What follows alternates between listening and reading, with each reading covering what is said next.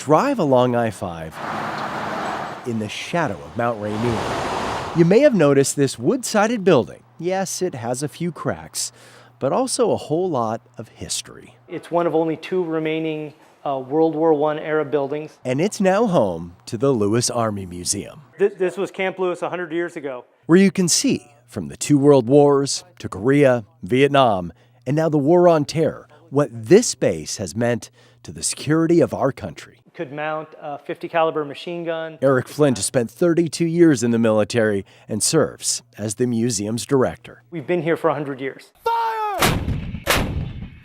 So it's really shaped the character of our region, I believe, in a very positive way. To learn more about the impact this base has had on those who served here, just spend some time with Joseph Peak. I mean, I still kind of pinch myself every day when I come to work that I'm here doing what I'm doing, because my I'm sorry. For him, this place is personal. My dad was here back in the mid-50s. His father, Herman, from Illinois, was drafted during the Korean War and loved Fort Lewis in the Northwest so much, he returned with his family in the 70s when Joe was a teenager. And on our way home, we made a family decision to move out here. And it was all because of my dad's 2 years that he spent here back in the mid-50s. Like father, son enlisted in the Army, where he met his wife. This is the uniform that I wore when I was in Iraq. After Iraq, he returned back home to JBLM in the Northwest to finish his military career and raise his family. You know, I did 20 years Army and now 12 years as a civilian. Still working at JBLM in public affairs, always embracing the base. There's just so much history here, and I feel like I get to touch it every day. Even going into the building behind me where Dwight Eisenhower once worked. That's right, before he was president, Dwight Eisenhower led troops at Fort Lewis in 1940 and 1941, giving him the training and experience needed for future success. You could see the plaque here. The base historian showing off the plaque in the walkway outside the home where Ike and his wife Mamie lived. Eisenhower achieving what he did owes a lot to Fort Lewis and JBLM. Before it was JBLM or Fort Lewis, it was Camp Lewis.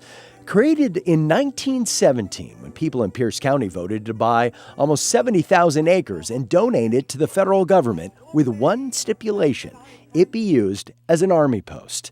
The Army then built 10,000 buildings in 3 months to prepare 60,000 American soldiers to go and fight in World War I.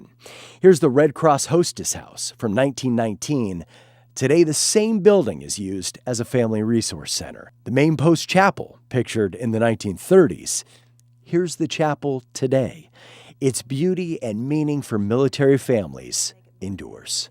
People who are married here come back for anniversaries. I mean, it's just an integral part of people's lives, and it's an integral part of now Joint Base Lewis-McChord. You can't discuss the first 100 years of this base without talking about the people who served here and their families, many of whom are buried in this cemetery, including Private Whalen. This headstone right here, 100 years old. And through all the different significant combats and campaigns, to know there's a representative here for the last 100 years is pretty significant, and their families. Be strong and courageous. Do not be afraid. In late August, this base, this community, came together to reflect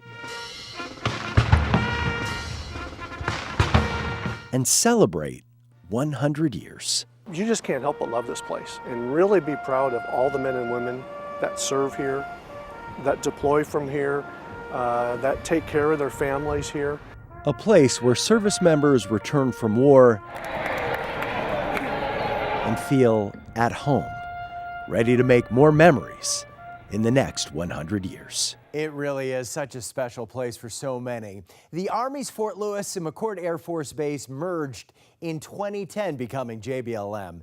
It's the largest base west of the Rockies, and when all of the service members, their families, and civilian employees are on the base, JBLM could be considered the 7th largest city in this state. Now back to you.